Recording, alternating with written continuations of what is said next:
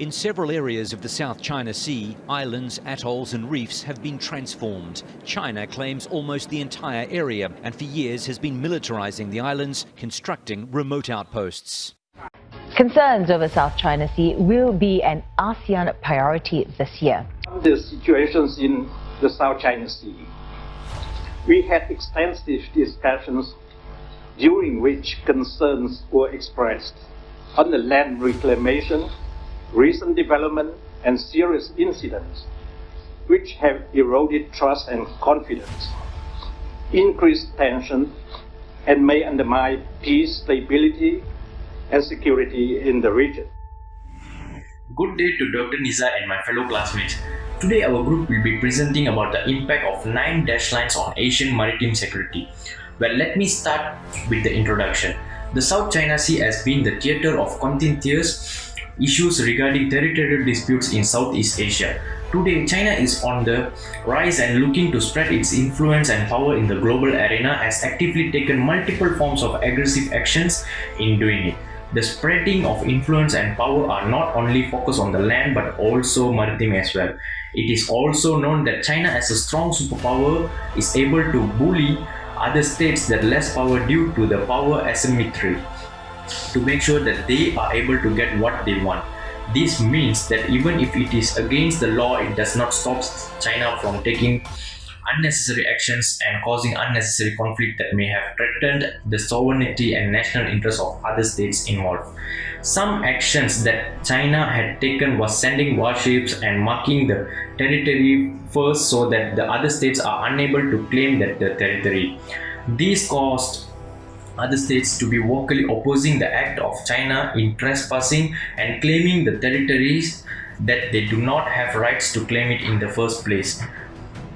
The claims that China made based on the 9 dash line is contradicting with the United Nations Convention for the Law of Sea (UNCLOS), in which China itself and other regional claimants are the signatories of the convention. To counter this action, members of Association of Southeast Asian Nations (ASEAN) and China signed the Declaration of the Conduct of Parties in the South China Sea in the Phnom Penh, Cambodia, to standardize and regulate more decent approaches and code of conduct that will be reduce the tension and disputes between both parties. So let us dive into the two main concepts in this topic, right? Number one, we're going to look at the national interest, and secondly, we're going to look at the regional security. But why is this so important and why we need to apply realist perspective is that we need to know the objective of ASEAN. What are the main priority and what are their interests in maintaining the ASEAN as a whole, right? So let us look into the first concept, which is the national interest. The initiative of One Vision, One Identity, One Community by ASEAN, which is to empower the economic activities among ASEAN states. This is very important because understand that ASEAN states are codependent of each other. This means when it comes to trading, they need each other for them to uplift themselves and also making their economic regulate basically, right? So that's one of the most important things that ASEAN wanted to maintain. And secondly, when we're going to talk about the regional security, understanding that the threat coming from China, especially when it comes to pushing the borders and also the 9 dash line, for example, which is very, very problematic when it comes to questioning the sovereignty of the ASEAN states, which is very important, and we will dissect more in the next part of the video.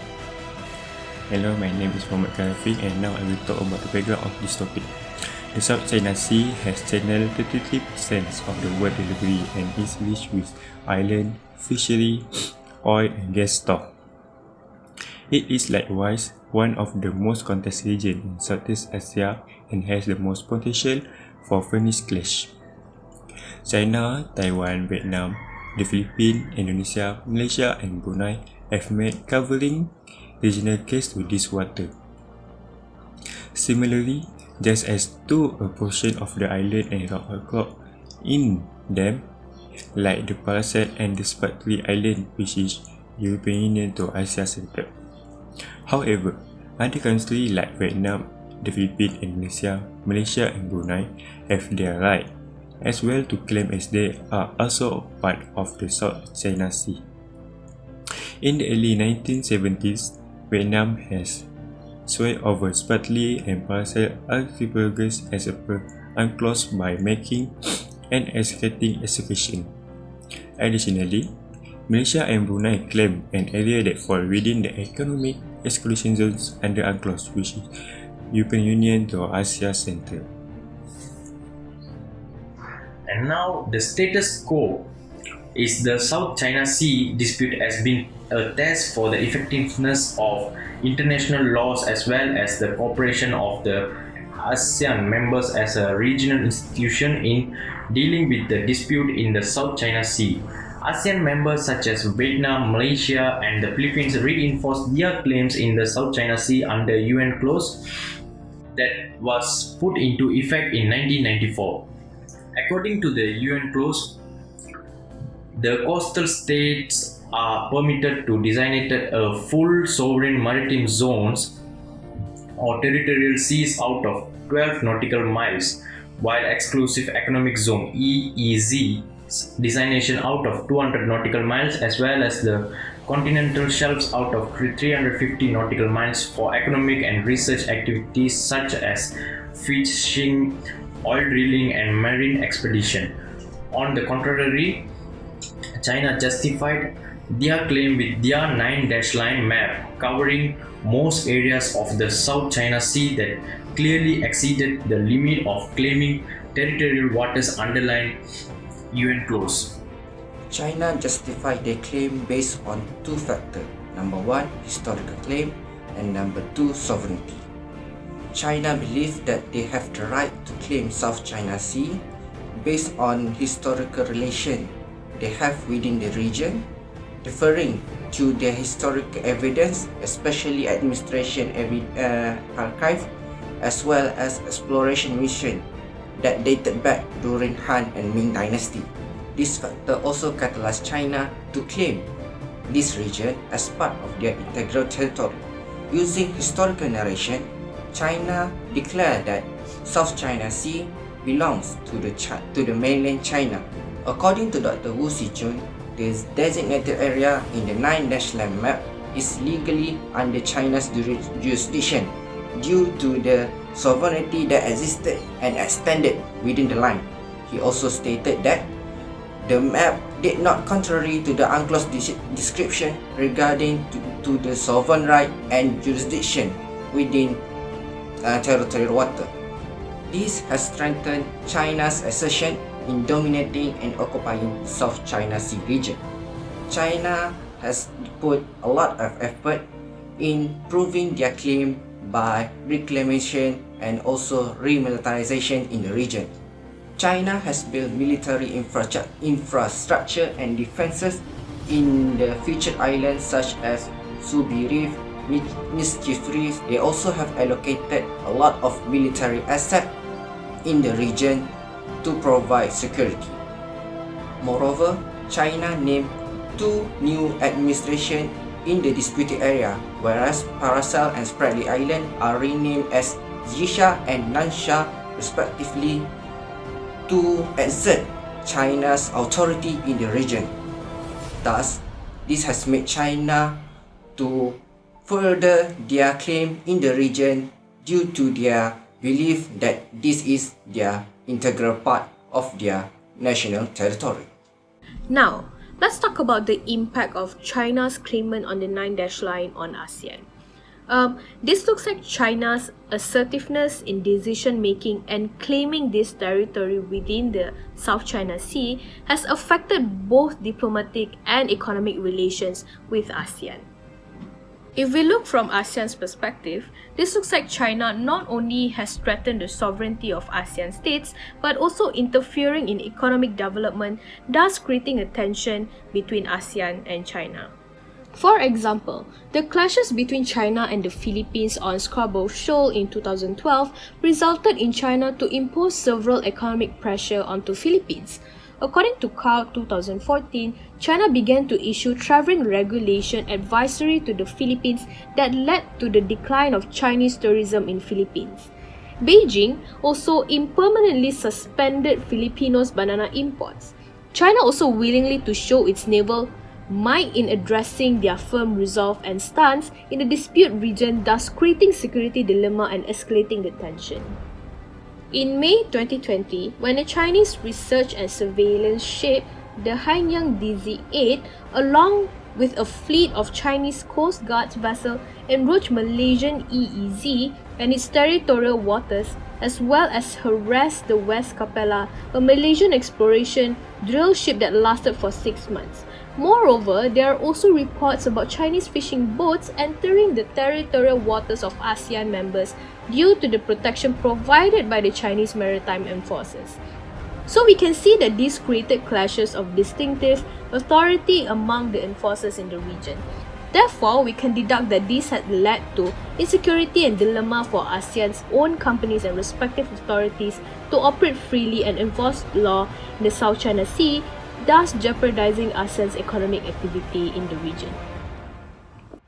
Hello, my name is Aiman, and now I will talk about the action and the reaction of the ASEAN countries, especially in Malaysia and the Philippines' perspective towards the Chinese incursion in the South China Sea.